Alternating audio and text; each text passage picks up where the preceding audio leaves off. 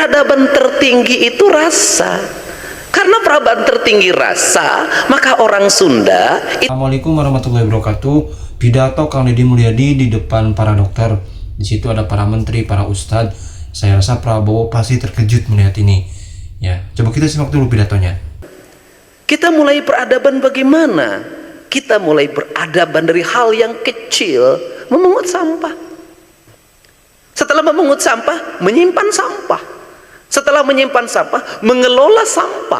Setelah mengelola sampah, membangun energi dari sampah.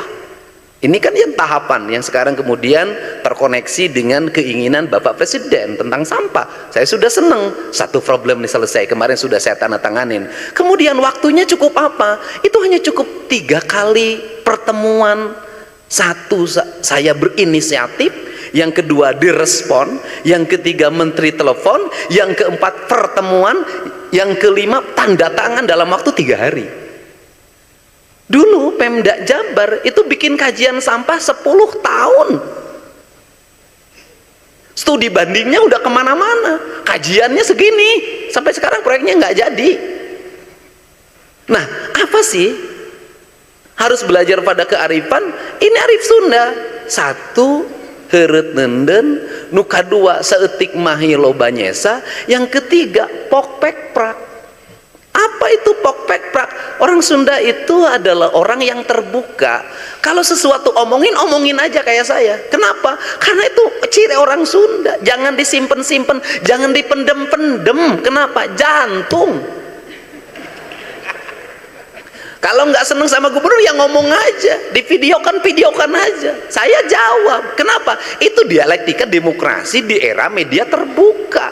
Peradaban tertinggi itu rasa. Karena peradaban tertinggi rasa, maka orang Sunda itu tidak menulis peradaban. Orang Sunda tidak mendiskusikan peradaban, tidak membuat konsensus peradaban. Dia yang tertinggi. Kenapa yang tertinggi? Karena kicep akang abdi ge ngartos. Apa artinya? Dalam teologi orang Sunda, undang-undang nggak usah ditulis, undang-undang nggak usah diucapkan. Karena apa?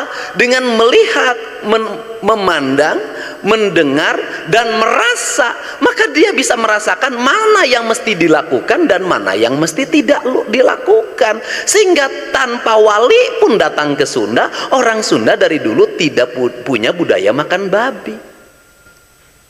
Peradaban tertingginya bakakak ayam, rumahnya bersih, pakai panggung, peradabannya peradaban bambu. Kenapa orang Sunda menggunakan peradaban bambu? Karena orang Sunda tahu bambu itu ketika ditebang tumbuh lagi, akan dihindarkan. Kenapa tidak pakai batu?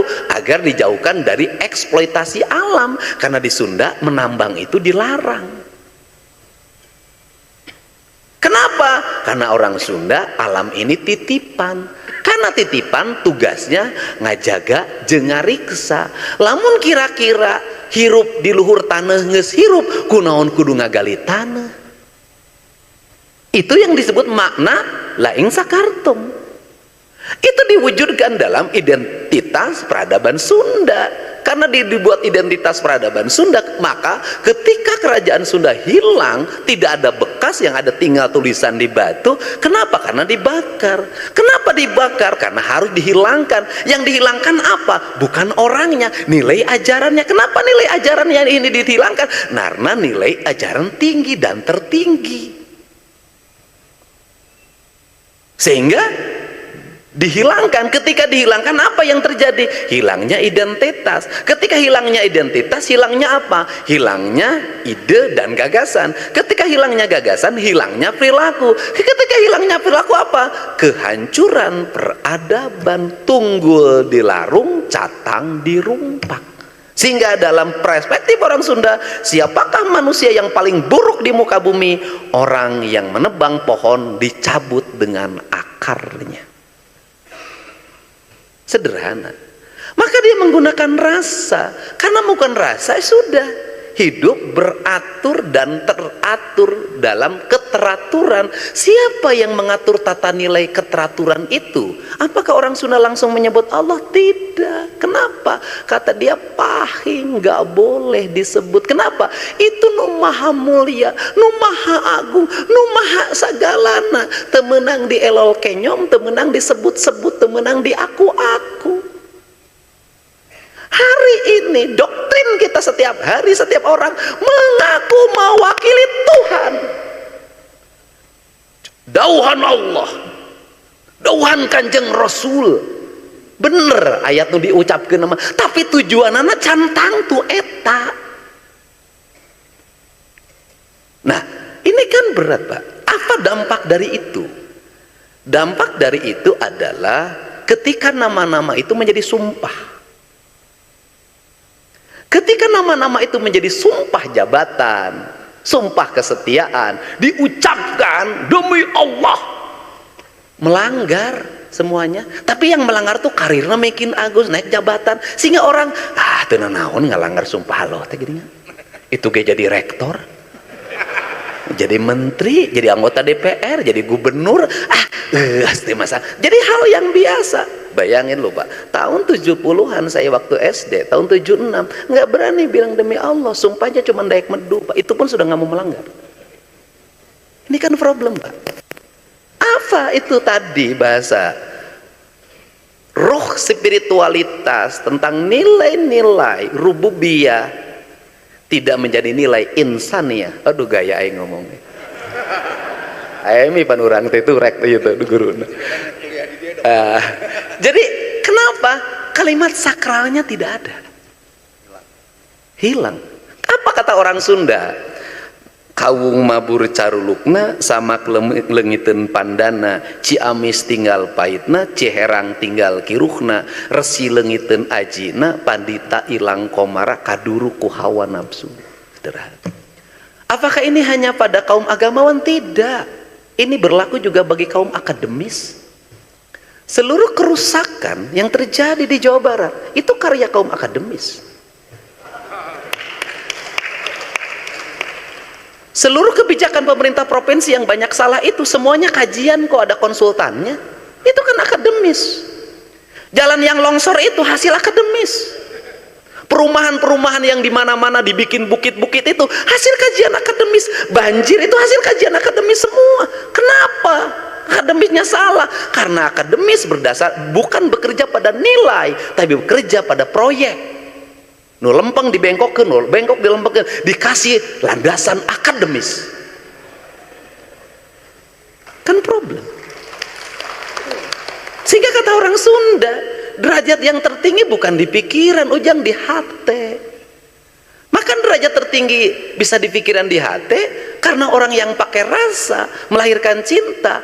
Anak 9 bisa sekolah, ada yang jadi sarjana, yang paling bungsu jadi gubernur. Satu petak sawah tidak terjual, padahal bapak saya pensiunan prajurit kepala. Kenapa? Pakai hati. Kenapa anggaran yang beribu-ribu triliun dalam setiap tahun dipimpin oleh orang-orang profesor, dokter, orang-orang ahli, bansos salah sasaran? Kenapa? Karena semuanya tidak menggunakan rasa sebagai sendi nilai. Itu problem kita, Pak. Karena ini problem kita, maka di sinilah perubahan dimulai. Saya mencoba untuk menyajikan walaupun temporer dan sulit sebenarnya, saya mencoba untuk ini loh peradaban. Kita mulai dari sini, kita mengarah ke sini, kita tujuannya ke sini. Saya mempelajari tentang orang Sunda ini, orang Jawa Barat secara umum. Apa yang membuat ketertinggalan? Yaitu perilaku. Yang apa? Perilaku yang konsumeris. Perilaku konsumeris apa? Banyak melakukan sebuah perkara yang dia tidak cukup kapasitas untuk melakukan itu. Makanya bahasa saya sederhana. Mungkin kalau lihat tayangan posting saya sederhana. Saya punya kebiasaan kalau lagi jalan di hari Sabtu Minggu, lihat janur pasti saya berhenti. Saya pasti mampir ke undangan. Jadi tamu dadakan. Ini sederhana, Pak. Saya selalu melihat makanan yang dimakan itu tidak habis.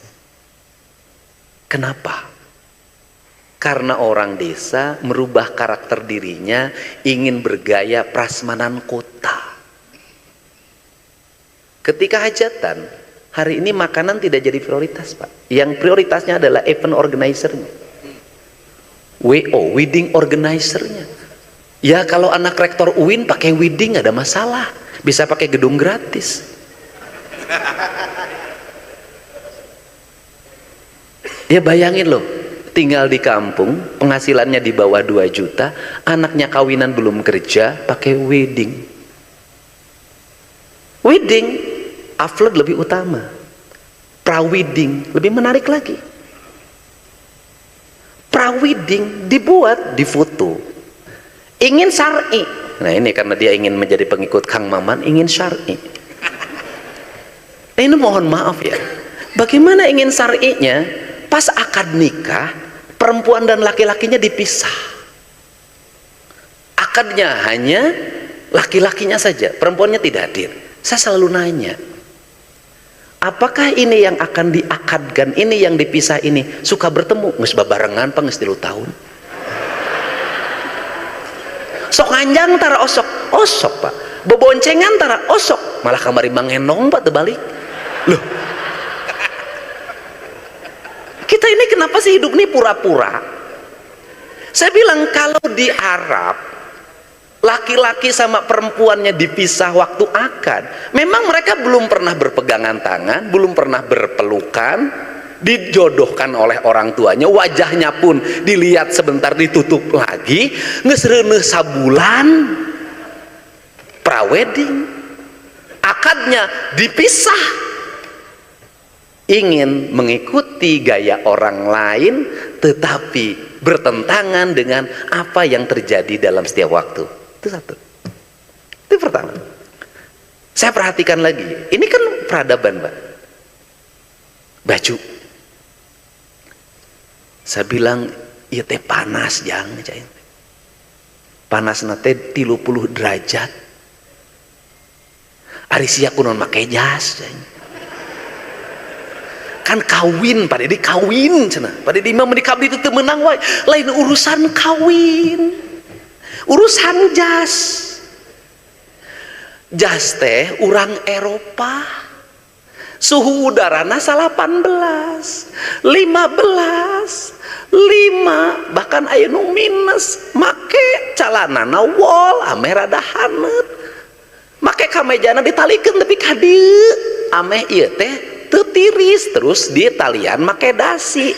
Talian make dasi teh eta teh itu teh ukuran dari etika atau adab. Make sabuk ketika makan duduk. Nah, supaya makannya terbatas, pakai dasi, terikat pada sebuah etika cara makannya bener.